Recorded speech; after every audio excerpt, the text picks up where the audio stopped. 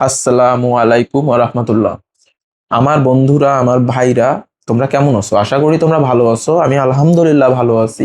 তো আজকে যে বিষয়ে আমি কথা বলবো, আমাকে একজন প্রশ্ন করছে যে রিলেশনশিপে যদি সে আমাকে পাত্তা না দেয় তাহলে আমি কি করব। Very important question. পাত্তা মিন্স ভ্যালুও ধরতে পারো। তো এখন আমি তোমাকে বলতে পারি, দেখো, এই যে পাত্তা পাওয়ার ব্যাপারটা, এটা দুই তরফা হয়। কোন ক্ষেত্রে জানো? মনে করো, আমার কথাটা ভালো করে বোঝো। মনে করো যে এক ধরনের ভালোবাসা আছে যেটা একতরফা। তুমি তাকে ভালোবাসতেছো, তুমি তাকে লাভ করতেছো, তুমি তাকে নিয়ে চিন্তা করতেছো, কিন্তু সে তোমাকে ভালোবাসে না, পছন্দ করে না, বা বন্ধুর চোখে দেখে, অথবা প্রতিবেশী, যেটাই বলো না কেন। তো এখানে আসলে আমি তার দোষ দেখি না। আমি এখানে তার দোষ দেখি না, কারণ সে তো তোমাকে ভাই ভালোবাসে না। তুমি একতরফা যদি লাভ করো, এখানে তো আসলে তার কিছু করার নাই, তাই না? কিন্তু দোষের হয় তখন, তুমি প্রশ্নের প্রথমেই আমাকে বলেছো যে রিলেশনশিপে যখন একটা মানুষ রিলেশনে ঢোকে, তখন তো দুজনের মতামত নিয়েই বা দুজনের সম্মতিতেই রিলেশনটা করা হয় নাকি? তো রিলেশনশিপে যখন আসছো, তখন তুমি কেন তোমার অপোজিট মানুষটাকে ভ্যালু করবা না, পাত্তা দিবা না? এটা আসলেই অনেক বড় একটা দোষের ব্যাপার। ঠিক আছে? আমি রিলেশন করি, আমি তাকে ফুল কেয়ার দিচ্ছি, আমি তাকে সবকিছু দিয়ে দিচ্ছি, বাট সে আমাকে সামান্যতম প্রায়োরিটি টুকু দিতে পারতেছে না, সে আমাকে ইম্পর্টেন্স টুকু দিতে পারতেছে না। আমি তাকে সবসময় মনে করি সে আমাকে ভ্যালু দেয় না, সে সবার নিচে আমার ভ্যালুটা রাখছে। কেন? এটা আসলেই দোষের। এটা রিলেশনশিপে করা উচিত না। হ্যাঁ, একতরফা ইজ নর্মাল, বাট যখন দুজন মানুষ রিলেশনশিপে থাকো, এই জিনিসটা একেবারেই ঠিক নয়। তুমি যদি এটার শিকার হয়ে থাকো, তবে আমি তোমাকে আজকে কিছু কথা বলতে চাই। তুমি এই কথাগুলো ভালো করে মাথায় ঢুকায় নাও। ঠিক আছে? তুমি দেখো, তোমার প্রথম ভুল ছিল। প্রথম প্রথম তো ব্যাপারটা এমন ছিল না, কিন্তু তোমার প্রথম ভুল কি ছিল জানো? প্রথম ভুল ছিল নিজেকে অতিরিক্ত ছোট করা। এটাই তোমার প্রথম ভুল ছিল। মনে করো যে সে তোমাকে পাত্তা দিচ্ছে না, ঠিক আছে?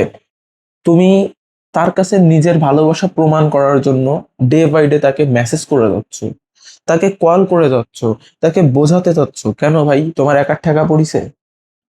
বা কেন বোন, তোমার কি একার ঠেকা পড়েছে? হ্যাঁ, সে তোমাকে ভালোবাসে না, সে তো তোমাকে ভালোবাসে। তাহলে তুমি দিনের পর দিন নিজেকে ছোট কেন করতেছো তার কাছে? তোমার আত্মসম্মানটা তুমি কেন ছোট করে দিচ্ছ? আত্মসম্মানটা তুমি কেন নষ্ট করতেছো, আমাকে বলতে পারো? কেন তুমি তোমার আত্মসম্মান নষ্ট করতেছো? সেলফ রেসপেক্ট, এই সেলফ রেসপেক্ট জিনিসটা যদি তুমি নিজেকে নিজে করতে না পারো, নিজে যদি সেলফ রেসপেক্ট ব্যাপারটা ভুলে যাও, তাহলে সেই মানুষটা তো তোমাকে রেসপেক্ট করবে না, সেই মানুষটা তো তোমাকে পাত্তা দেবে না।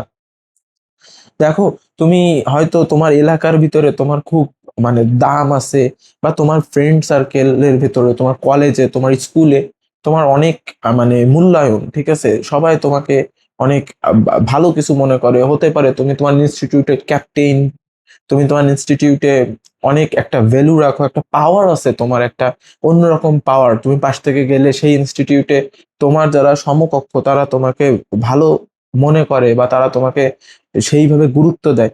কিন্তু ওই মানুষটার কাছে তুমি সব সময় ছোট হচ্ছ, তুমি ভ্যালু পাচ্ছ না, তুমি পাত্তা পাচ্ছ না। এটার কারণ, প্রথম কারণ ওই যে নিজেকে ছোট করা। সো তোমার কি করতে হবে? মেসেজ করা যাবে না।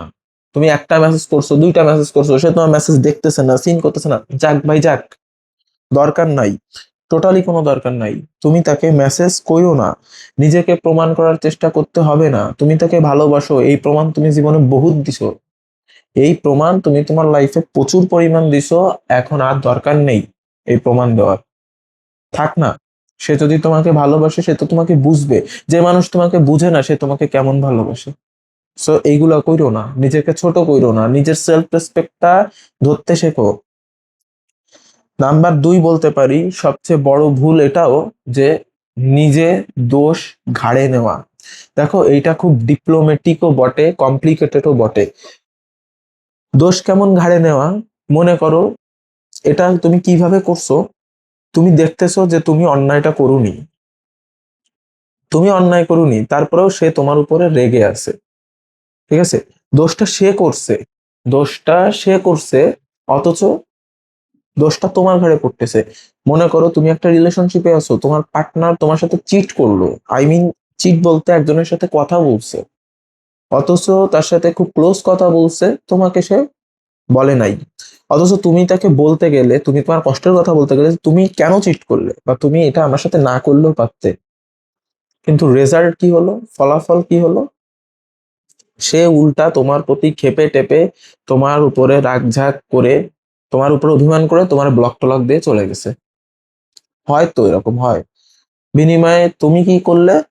তুমি থাকতে পারতেছো না তাকে ছাড়া, একদিন দুদিন যায় তুমি তাকে ছাড়া থাকতে পারতেছো না, তুমি সুন্দর মতো তারে যে নতুন নাম্বার খুলে ফ্রেন্ডের নাম্বার থেকে যে ফোন টোন দিয়ে তারে সরি বলে চলে আসলে, যে থাক বাবু থাক যান, এরকম তো আর কইরো না, আমি আসলে কষ্ট পাইছিলাম, তোমারে আমার একটু চার্জ করা হয়ে গেছে, ঠিক আছে, তো আমারে ক্ষমা করে দাও, আসো আমরা আবার ব্যাগ যাই।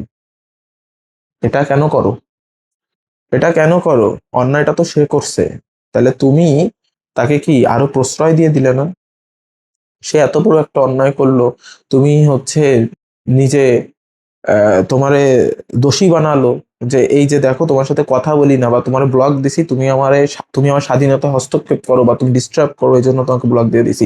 অর্থাৎ এই ব্লকের কারণ, তোমার সাথে কথা না বলার কারণটা তোমাকে দোষী বানায়, মানে সে তোমাকে ভিকটিম করে তোমাকে দোষী বানায় নিজে সরে গেল। তাহলে সেই মানুষটার কাছে তুমি যে আবার ছোট হলে, এটা কেমন? এটা কেমন? মনে করো যে নিজের ঘাড়ে নিজে অন্যায় না করে দোষ নেওয়া, এই ব্যাপারটা তুমি একদিন করলে, দুদিন করলে, 3 দিন করলে, এটা তার অভ্যাসে পরিণত করে দিলে। এখন থেকে তুমি যেটাই করো না কেন, যেই জিনিসটাতেই তুমি তার দোষ দেখো না কেন, তুমি তাকে বলতে যাবা, 1 মিনিট তোমার কথা কোনোভাবে মনোযোগ দিয়ে শুনবে অথবা শুনবে না, তারপরে তোমার ঘাড়ে দোষ টোষ দিয়ে তোমার ব্লক ট্লক করে দিয়ে চলে যাবে। কারণ সে তো জানে তুমি তো, মানে তুমি তো সুসার থেকেও খারাপ ভাই।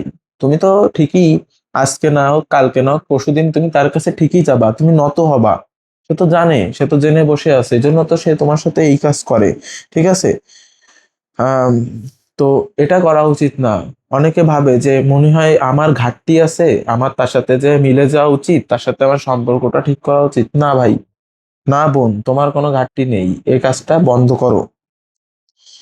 তুমি একটা কাজ করতে পারো, তুমি পরিষ্কার করে তার সাথে সরাসরি কথা বলতে পারো, তুমি সরাসরি তার সাথে কথা বলতে পারো, কোনো চিৎকার করবে না, কোনো অভিযোগ করবে না।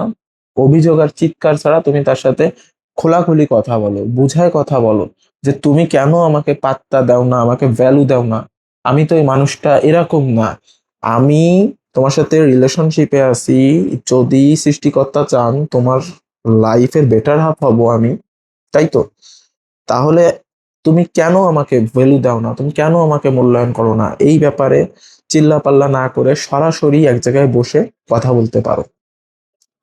যদি সে তোমার সবকিছু বোঝে, ঠিক আছে, তাহলে মনে করো যে খুব ভালো, তাহলে তো সবকিছু ভালো হয়ে গেল।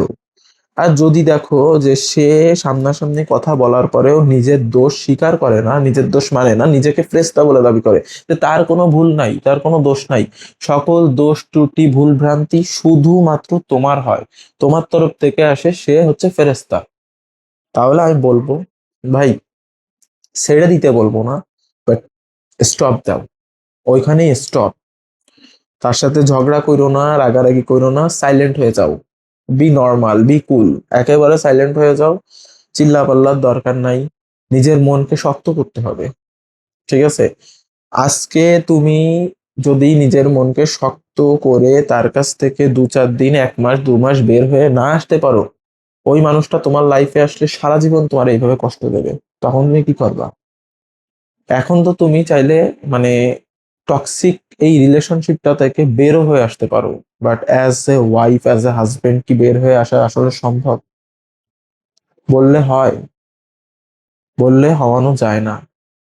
সো যে জিনিসটা আসলে ঠিক হওয়ার, সেই জিনিসটা ঠিক করে ফেলাও, নিজেকে একটু করে শক্ত করে হলেও ঠিক করে ফেলাও। রোজ রোজ তুমি আর কত কষ্ট পাবে, কত কষ্ট নেবে?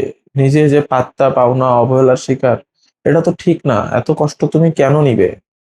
সো আমি এক কথায় সাজেশন দেব, একটু দূরত্ব মেনটেন করো, দূরত্ব বজায় রাখো। জানি প্রচুর কষ্ট হবে, রাতে ঘুম আসবে না, এই পাশ ওই পাশ করতে হবে, তার প্রোফাইল চেক করতে মন চাবে, তারে ফোন দিতে মন চাবে, কিন্তু ভাই একটু নর্মাল থাকো। তোমাকে তোমার মা প্রচুর ভালোবাসে, ঠিক আছে? তোমাকে তোমার বাবা প্রচুর ভালোবাসে। তো তাদের ভালোবাসাটা দেখো। তুমি তাদেরকে ছেড়ে এক ঘরে এসে একা একা তার প্রোফাইল চেক করতেছো কেন? তারা তোমার ভালোবাসে না? তাদের সাথে গল্প করো, টিভি দেখো, গেমস খেলো, বন্ধুদের সাথে আড্ডা দাও। তার পাত্তা পাওয়ার দরকার নেই। যে মানুষটা তোমার মূল্য বোঝে সেই মানুষটা তোমাকে পাত্তা দেবে, বাট যে মানুষটা তোমার মূল্য বোঝে না সে মানুষটা তোমার পাত্তা দেবে না ভাই। তাকে মূল্যটা বোঝাতে হবে। সো এর সমাধানেই একদম চুপ হয়ে যাও। নো মেসেজ, নো কল, নিজের থেকে কোনো কিছুর দরকার নাই আপাতত, ঠিক আছে? আমি বলতেছি না মানুষটাকে ছেড়ে দাও, বাট নিজের থেকে এগুলো করা এইবার বন্ধ করো। এইবার বন্ধ করো, তাকে একটু করতে দাও ভাই। সবকিছুর দায়িত্ব শুধু তোমার না। যাই হোক, ভিডিও ভালো লেগে থাকলে আমার চ্যানেলটা সাবস্ক্রাইব করে দাও। এরকম মোটিভেশনাল ভিডিও তোমরা প্রতিনিয়ত পাবে ইনশাল্লাহ। আর ভিডিওতে কমেন্ট করো, লাইক করে দাও। পরবর্তী ভিডিওতে দেখা হচ্ছে। আল্লাহ হাফেজ, আসসালামু আলাইকুম।